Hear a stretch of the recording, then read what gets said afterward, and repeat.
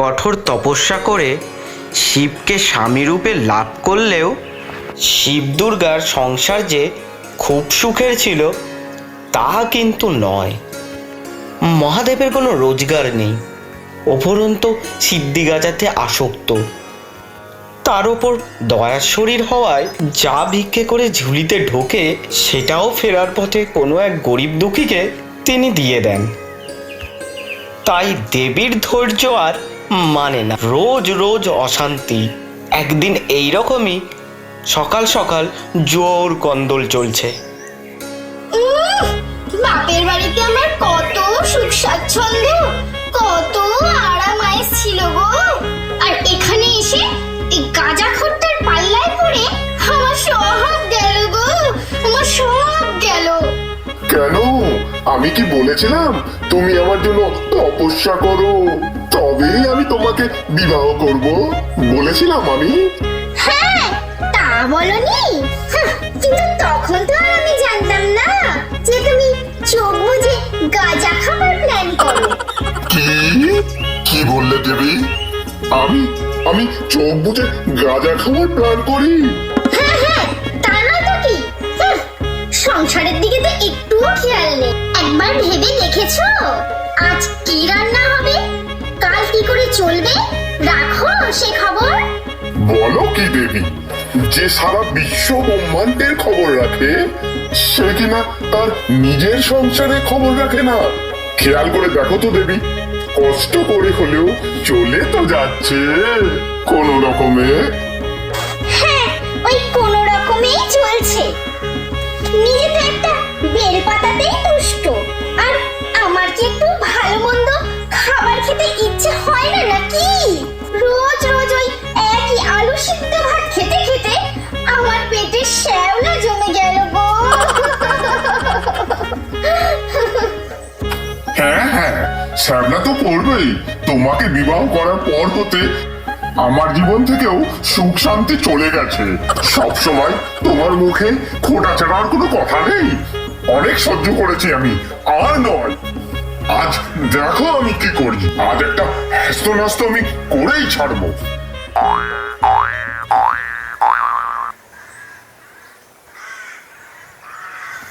এদিকে মহাদেব ঘুরতে ঘুরতে এক ঘন বন জঙ্গলের মধ্যে পৌঁছে গেলেন। এদিকে বেলা গড়িয়ে সন্ধে হতে চলল। তখন মহাদেব ভাবলেন, দম্ভ ভরে বলে তো এলাম আজ কিছু একটা করব, কিন্তু কিন্তু করবোটা কি? আবার কিছু না করলেও কালকে আবার তার ঝাড় খেতে হবে।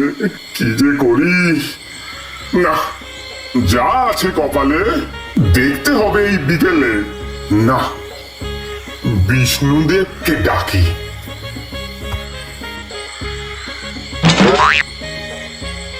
বলুন মহাদেব। আপনি তো সবই জানেন বিষ্ণুদেব। আজ আপনার ভগিনীর সাথে কুন্দল করে বেরিয়ে এসেছি বাড়ি থেকে কিছু একটা করব বলে, কিন্তু আপনাকে আমার একটু সহযোগিতা করতে হবে। হ্যাঁ বলুন না, কি করতে হবে আমাকে? আপনাকে মোহিনী রূপ ধারণ করে রন্ধন করে আমাকে খাওয়াতে হবে। এতে দেবী একবারে জানতে পারলে ভীষণ ক্রোধিত হবে।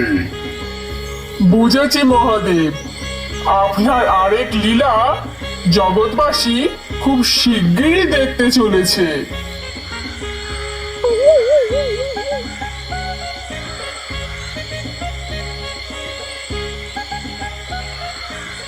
ওদিকে বেলা গড়িয়ে সন্ধে হওয়াতে স্বামী কৈলাসে ফিরছেন না দেখে দেবী দুর্গা প্রথমে বিস্মিত, তারপর চিন্তিত এবং শেষে ভীষণ উদ্বিগ্ন হয়ে উঠলেন। কি হলো? মহাদেব এখনো ফিরলেন না?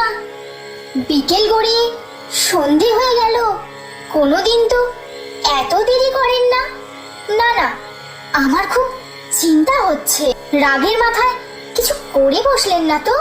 না না, কি আর করবেন উনি, উনি তো মহাদেব। কিন্তু তবুও কোথায় উনি? না না, আমাকে ধ্যানের মাধ্যমে দেখতে হবে উনি কোথায়।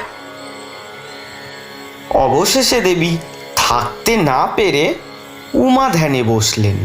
ধ্যান যোগে সদাশিবের কীর্তিকলাপ জানতে পেরে দেবীর চোখে আগুন জ্বলে উঠল।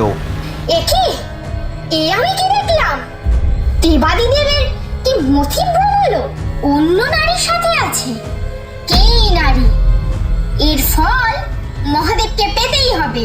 এরপরে দেবী ক্রোধিত হয়ে মহাদেবের কাছে গিয়ে পৌঁছায়, কিন্তু মহাদেবের থেকে কিছুটা আড়াল হয়ে দেবী মহাদেবের আর ওই পরনারীর কথাবার্তা শুনতে থাকে।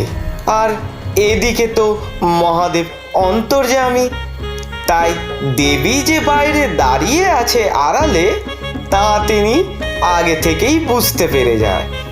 আর সেই মতো মোহিনীর উদ্দেশ্যে সে কিছু বলতে থাকে। হে দেবী, আজ তোমার হাতে এই অন্ন গ্রহণ করে আমি যে পার্বতীর হাতে কোনোদিনও খাবার খেয়েছিলাম তা মনেই করতে পারছি না। দেবী, তোমার এই অপরূপ সৌন্দর্য, তোমার হাতের এই অন্ন রান্না আমাকে যে মুগ্ধ করে তুলেছে দেবী। আমি তাই আজ ঠিক করেছি বাড়িতে গিয়ে পার্বতীকে পিতৃগৃহে পাঠিয়েই তোমাকে বিবাহ করিব। কি যে বলেন না আপনি মহাদেব! কিন্তু দেবী দুর্গা জানতে পারলে আমার যা রক্ষে থাকবে না। জানতে পারলে মানে? মহাদেব, আপনি আমাকে পিতৃগৃহে পাঠিয়ে এই নারীকে বিবাহ করবেন? আজ এই নারীর রক্ষে নেই, আমি কিছুতেই ছাড়বো না ওকে। কেন দেবী, কেন? তুমিই তো বলেছিলে আমার মতো গাঁজাখোরের সঙ্গে নাকি সংসার করা যায় না। তা তোমার নাকি প্রতিদিন আলু সিদ্ধ ভাত খেয়ে খেয়ে পেটে শ্যাওলা পড়ে গেছে। তা তুমি পিতৃগৃহে যাও না, যাও না, গিয়ে ভালো মন্দ খাও। আমি এই নারীকে বিবাহ করে নিয়ে যাব এবং এই নারী আমাকে সুন্দর সুন্দর রন্ধন করে খাওয়াবে। তুমি যাও, তুমি যাও। শুনুন মহাদেব, আপনি গাঁজাখোর হন আর যাই, দিন শেষে আপনি আমার স্বামী। আপনি এই নারীকে বিবাহ করার কথা ভাবলে আমি এই নারীকে এক্ষুনি ভস্ম করে দেবো। আপনি সরুন সামনে থেকে। আজকে এই নারীর একদিন কি আমার একদিন।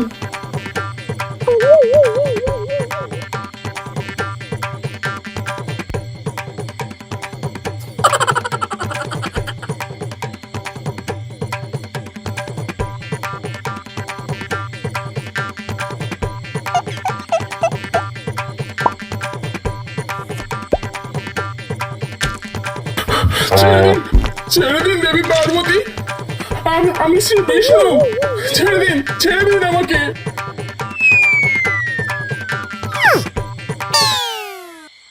মানে মহাদেব, এসবের মানে কি? হ্যাঁ দেবী পার্বতী, আমি মহাদেবের কথাতেই এই মোহিনী রূপ ধারণ করেছিলাম, যাতে আপনি আপনার ভুলটা বুঝতে পারেন। মহাদেব যেমনই হন না কেন, সে আপনার স্বামী। মহাদেব আপনাকে যেমন ভাবেই রাখুক না কেন, আপনার তাতেই সুখী এবং সন্তুষ্ট থাকা উচিত। হ্যাঁ দেবী, আপনি তো আমার সবটুকু জেনেই বিবাহ করেছিলেন। তাহলে এই প্রতিদিন কেন এই সংসারে কুন্দল? হ্যাঁ, আমি আমার ভুল বুঝতে পেরেছি। চলুন মহাদেব, গৃহে ফিরে চলুন।